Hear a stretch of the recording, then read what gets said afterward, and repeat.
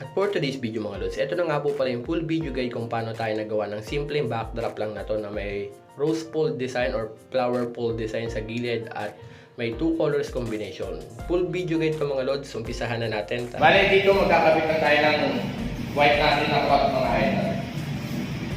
Dito nga mga lods ay sinabit ko lang po yung kortina natin at nilagyan ko lang po yan ng thumbtack sa bawat likod at gilid para hindi na po siya gagalaw. Sobrang simple lang nga po ng pagkakalagay natin dito at ipinatong lang po natin sa ating pinaka. Bale, dito sa gitna ng ating backdrop yan. Kahoy kasi itong mga lods kaya maglalagay lang ako ng thumbtacks.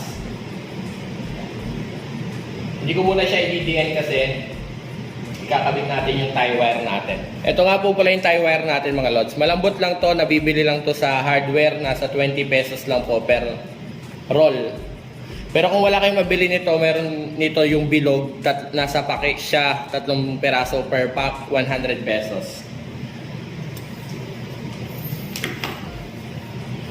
At ito na yung tie wire natin. Dito itatali lang natin yung pinaka tie wire natin sa thumbtacks. At ito itatali lang natin siya dito. Ikot nyo lang siya dito, kaliwa, tapos sa kanan. Tapos ikot nyo lang siya magkasama. Tapos i-press nyo na lang yung thumbtacks para mas matibay. After nito mga lods, ito yung gagamitin nating cloth, yellow. Yan. Fold lang natin siya ng ganito. Kung nahirapan kayo mag-fold ng ganito, pwede nyo pahawakan yung kabilang dulo para ma-fold nyo siya ng maayos. Tapos, tatali natin sa tie wire.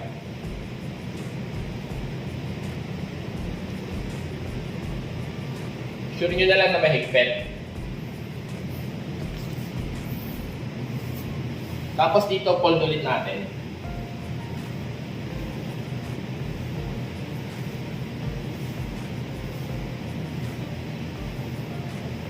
Tapos magpo-fold ulit kayo mga idol, yan. Ito hatiin nyo lang. Fold lang natin para mas maganda yung pinaka flower fold natin.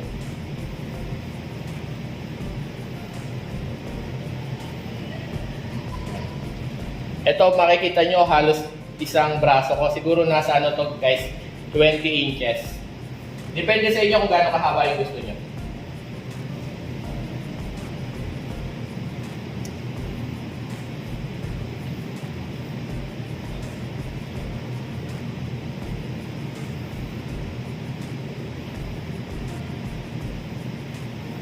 After niyan, ikakabit naman natin yung green.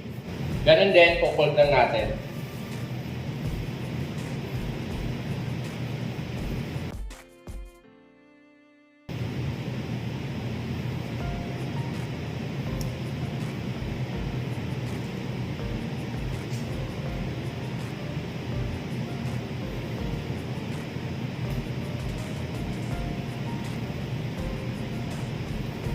Dito magpo-fold naman tayo kagaya nito.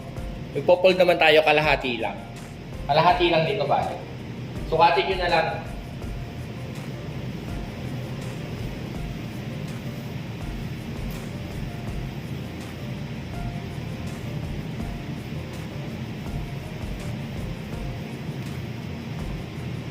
Check nyo na lang kung kalahati na tapos tali na natin.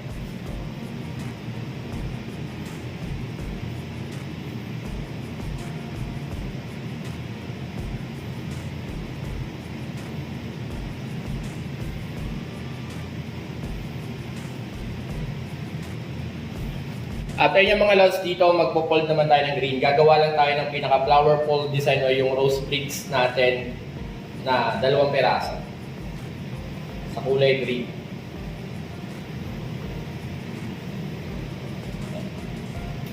Fold natin.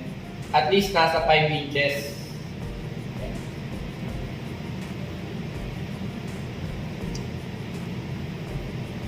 Mas maganda dito kung may tagahawak kayo mga idol para hindi kayo mahihirapan. Gagawa lang tayo ng 2.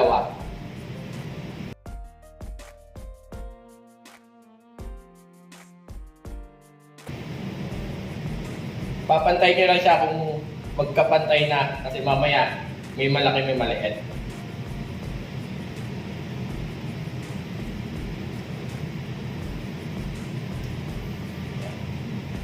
Tapos kukunin nyo naman yung yellow.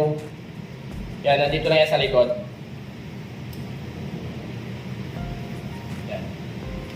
Fold lang din natin, kagaya ng ginawa natin sa green.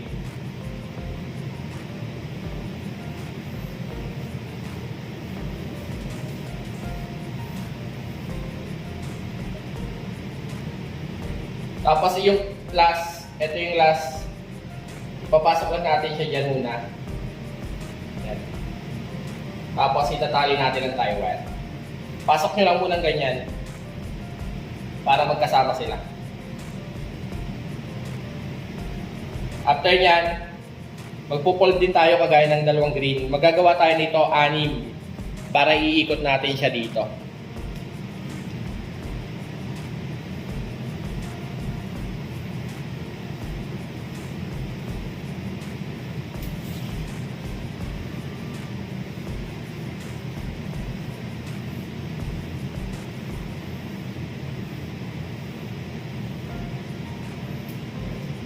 Ito ang size nito mga lods, at least nasa 6 inches naman yung taas.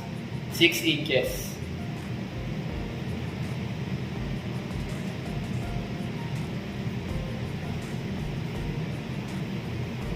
Gagawa lang tayo ng 6 na piraso. At dito nga mga lods, ay ulit-ulitin nyo lang po na mag-fold ng pinaka-row splits design natin ng nasa 6 inches hanggang sa matapos natin bago gawin natin pong pinaka-flower fold design.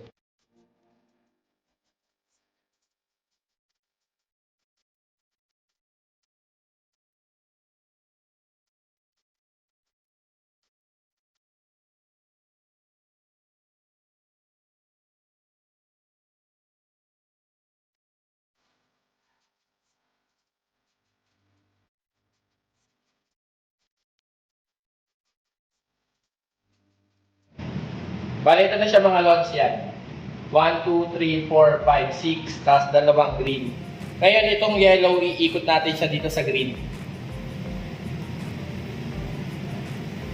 Ikot natin. Tapos itong last, ito yung kabilang dulo, ito yung last. Yan, ipag-connect lang natin gamit yung tie wire. Yan. Para nasa gitna yung green. Siya yung magiging flower fold natin. Ito na yung tie wire natin.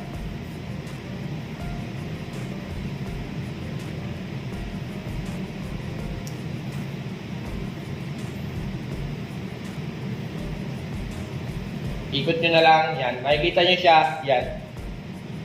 1, 2, 3, 4, 5, 6. Tapos nasa gitna yung green natin. Tapos itong sobrang cloth natin, itatali lang ulit natin dito sa yung sobrang, tapos itong sobrang tali, tago lang natin sa likod or itatali lang natin sa pinaka-tamtax natin sa likod.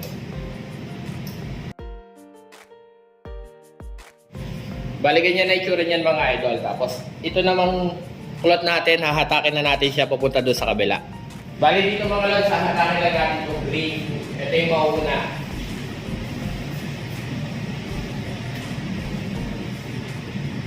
Tatantax lang natin sa likod. At after nyo nga po mahatak dito yung pinakatela nyo mga lods, dito nga po itatamtax lang natin po yung pinakagilid ng ating cloth para magkaroon po siya ng simpleng pleats, para magkaroon po siya ng mas magandang hatak mga idol. Dito nga po kailangan nyo lagyan siya ng tamtax sa likod mga lods. Dito nga ulit-ulitin nyo lang siya itamtax hanggang makarating ko sa pinakababa. Kahit naman hindi nyo po siya isagad kasi tatakpan pa rin naman po natin siya ng pangalawang kulay, yung kulay yellow natin mga lods. At after natin mahatak yung green mga lods, yung pinakababa nito kahit hindi nyo na siya hatakin kasi i-cover natin siya ng yellow. Susunod naman natin yung yellow.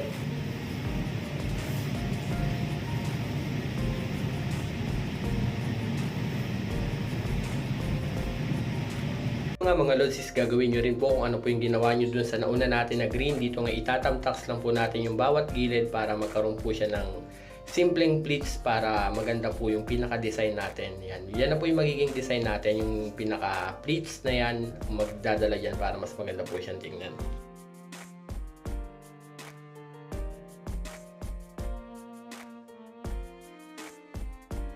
At bali ito na siya ng mga lods. Yan na yung ating yellow and green. Tapos dito maglalagay lang tayo or bubukahin lang natin, gagawin lang natin siyang flower fold design. Bali dito nga mga lods, ito unahin muna natin itong green.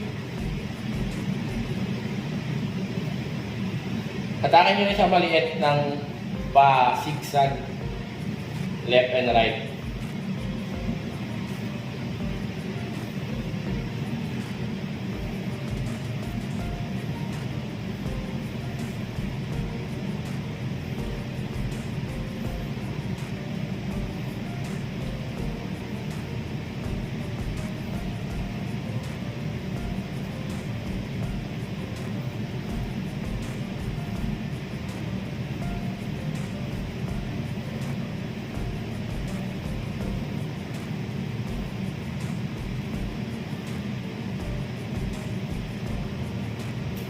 Yan.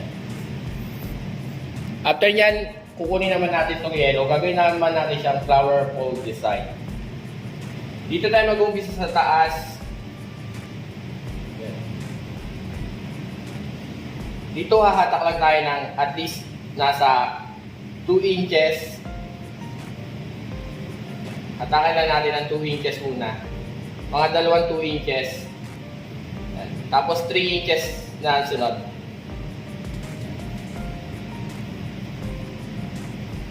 Tapos, palaki na siya ng palaki habang sumasagad kayo sa dulo mga idol.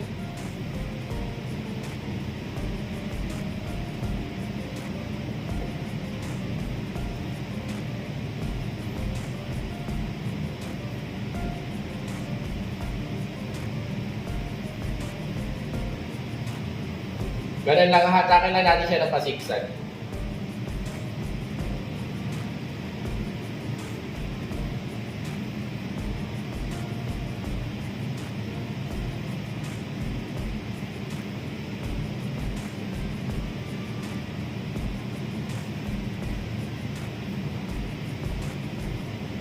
Dito nga mga lods ay ulit-ulitin nyo lang pong hahatakin ang pinaka-rose splits design natin ng pasigsag. Yung una pong hatak at least medyo maliit lang po ng 2 inches hanggang 3 inches. Tapos palaki na po ng palaki yung hatak nyo na pasigsag po dapat. Kahit naman po hindi nyo pa-perfect yung pasigsag, pwede nyo naman po siyang linisin or ayusin pag nahatak nyo na po siyang lahat.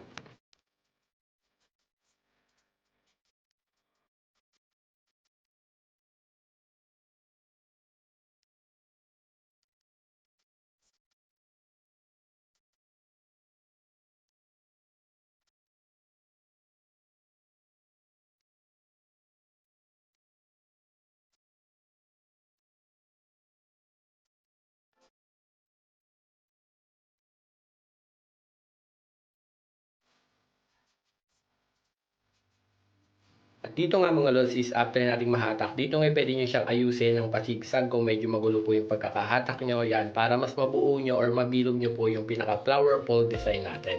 At after nyo mabuo mga lods, ito yung grid dito na nakalaylay kanina. Yan. Ito, hahatakin nyo lang siya ganito. Bubukahin nyo lang. Dito mga lods, depende sa inyo kung gaano kahaba yung gusto nyo. Ito sa atin medyo maliit lang. Tapos ito naman yung yellow, ganun din. Bukahin nyo lang.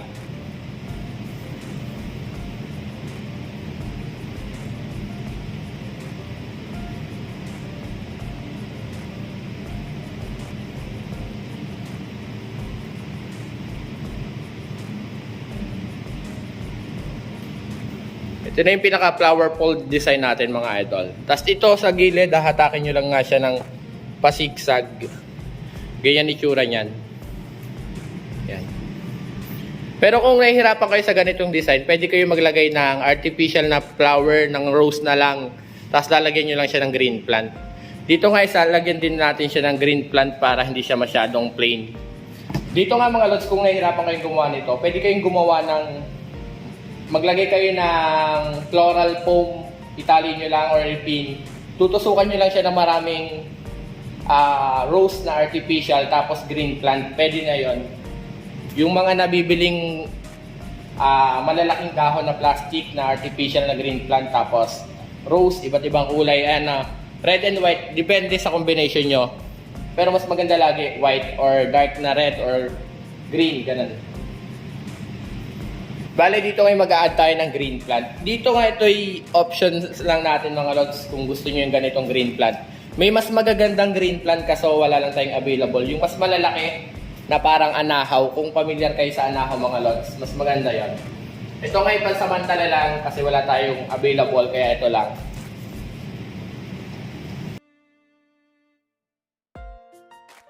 Yan ang itsura ng ating flower pole. Yan, dire-diretso lang siya hanggang doon. Dito mga lods, kagaya ng sabi ko lagi, dito is pwede nyo siyang i-fold ng maliit. Pakikita nyo magkakaroon siya ng plates. Tapos itatamtax nyo doon sa likod. Yan.